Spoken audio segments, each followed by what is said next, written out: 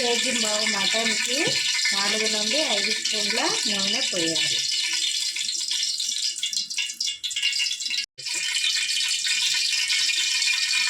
KG బావు మటన్కి 4 నుండి 5 స్పూన్ల నూనె పోయాలి.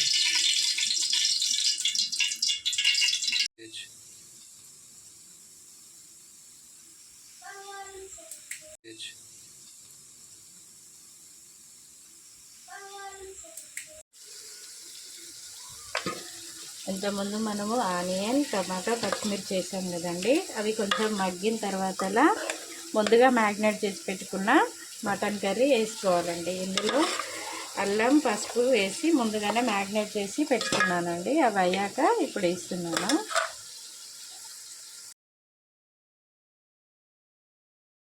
మటన్ అందులో వేసాం కదండి. మధ్య మధ్యలో ఇలా కలుపుతూ ఉండాలి. అవుతుందా లేదా అని మధ్య మధ్యలో చెక్ చేసుకుంటూ ఉండాలి, అడగంటుకోకుండా.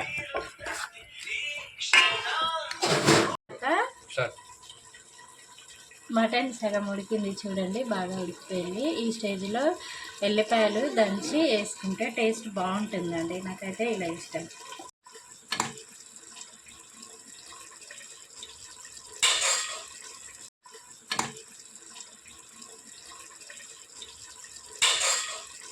కేజీ బావు మటన్ కదండి, ఇందులోకి ఒక 3 స్పూన్ల కారం వేసుకుంటే సరిపోతుందండి. నాన్ వెజ్ కాబట్టి కొంచెం స్పైసీగానే బాగుంటుంది. మేమైతే స్పైసీగానే తింటామండి నాన్ వెజ్లోకి.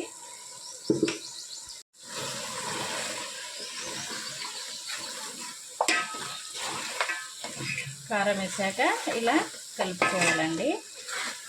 టమాటా వేసాం కదండి, గ్రేవీ బాగుంది కదా. టమాటా వేస్తే గ్రేవీ వస్తుంది, బాగుంటుందండి టేస్ట్ కూడా. చూడండి, కారం వేసాము, బాగుంది కదా. చూస్తుంటే తినాలనిపిస్తుంది కదా మీకు కూడా.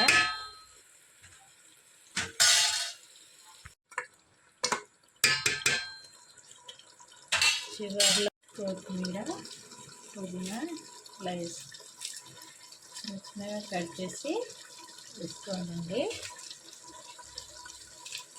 చివర్లో కొత్తిమీర, పుదీనా వేసుకుంటే బాగుంటుంది టేస్ట్ కూడా.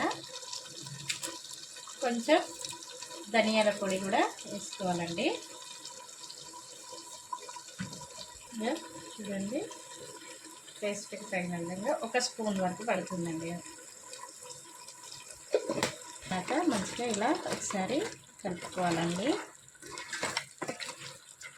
అంతేనండి. ఇంకొక 5 మినిట్స్ ఉంచి స్టవ్ ఆఫ్ చేసుకోవచ్చు.